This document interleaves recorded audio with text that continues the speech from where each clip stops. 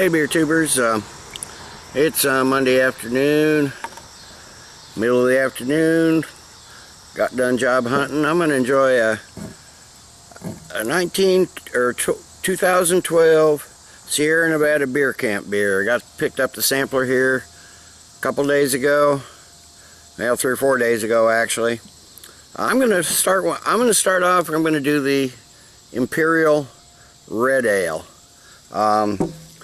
A little bit from the website, or from the bottle. There's nothing really on the website. That beer camp thing is all flash and really hard to get through. So off the bottle it says this Imperial Red Ale takes the intense hop profile found in traditional double IPA and turns up the malt. It has big aromatic hop notes of grapefruit, peach, and melon, balanced by a smooth and surprisingly robust malt body.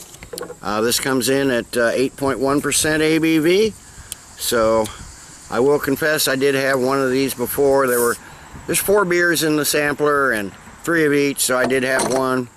Got one left, so I do have an initial opinion on this. So let me get this Imperial Red Ale in the glass and see what we have. Didn't quite get it all in. Whoa, coming close, but I didn't slop over. Okay, we got a nice semi-clear ruby red, almost brown body. Got a couple fingers of a really creamy, again, eggshell colored head, just slightly off-white. Nice looking beer. So let me get a nose on this and see what we have. Okay, you're getting those sweet caramel malts up front, some grapefruit, tropical, lightly piney hops come through in the middle. Little citrus, yeah, a little sweet malt, maybe some dark fruit notes. Nothing really distinguishable, but it's basically it's a hop nose tempered by a malt profile that really never gets in the way of the hops. So let me give it a taste.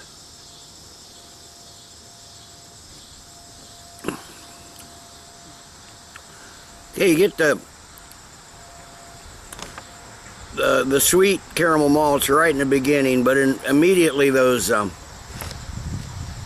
hops kick in. Grapefruit, tropical, citrus hops, some bitterness right in the middle.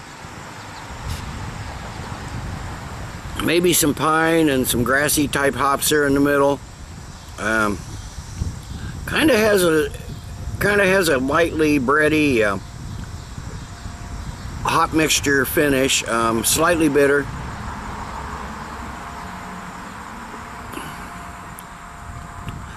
Nice. Yeah, actually it has a pretty strong bitter finish, but overall it still comes off as a pretty sweet drink. Decent tasting beer. It's I'd say medium to maybe medium plus body. Got moderate carbonation, but it's got that really nice smooth, again, one of those finishes. It's a combination of sweet and bitter.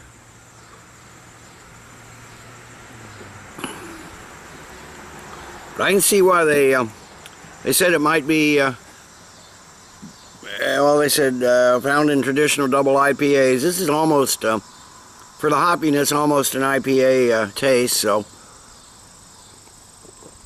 let me get the rest of this in the glass. Looks like we're leaving some nice lacing down the glass. I don't really get the alcohol, the 8.1% ABV. See a few little alcohol legs there, but not a lot. So decent beer. So let me get the rest in the glass, and I'll come back after a while with the final thoughts and grade. Okay, I'm back. It's been 20 minutes or so. I'll let this warm up quite a bit. Boy, I'm gonna put my hat on. I'm being blinded by the sun. It's just right in the wrong spot. I don't know if you can see my face or not. It doesn't really matter. The beer is the star. This is one you definitely want to let warm up a little bit. As it's warmed up, the maltiness has come out more. I mean, there's still a good solid hop presence here, but on the aroma, particularly on the taste. The malt flavor has really come out. You know, I think if there were a little more malt, you could almost call this a barley wine. It's a decent drinkable beer. You're still getting the hop notes and everything, both on the flavor, or on the aroma and the taste.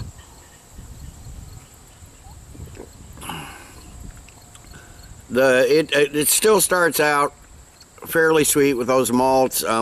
As it's warmed up, there's a hint of some roasted coffee notes on the finish to add to that slight bitterness on the finish. But it's primarily a you know, sweet, then gets bitter in the middle with the hops and everything, and has a nice, like I said, combination sweet bitter finish. The malts come back a little bit on the finish, but there's still that nice bitterness all the way through. Like I said, coffee notes have come out now, just like a roasted coffee, just on the finish, not anywhere else in the palate that I can taste. But this is a good solid beer. It's nicely drinkable. It's nicely balanced between the hops and the malts. It's definitely hop forward, but the malts don't impinge at all, but they do bring down that bitterness. So I'm gonna give this a good solid 8.5 out of 10. This is a decent solid beer. Well worth pay. I've had one of each of the 4 beers in the sampler pack now, and I would recommend picking it up if you see it. Well worth a shot. I'll get to the other 3 here in the next few days. So till next time, everybody, cheers, and keep drinking good beer.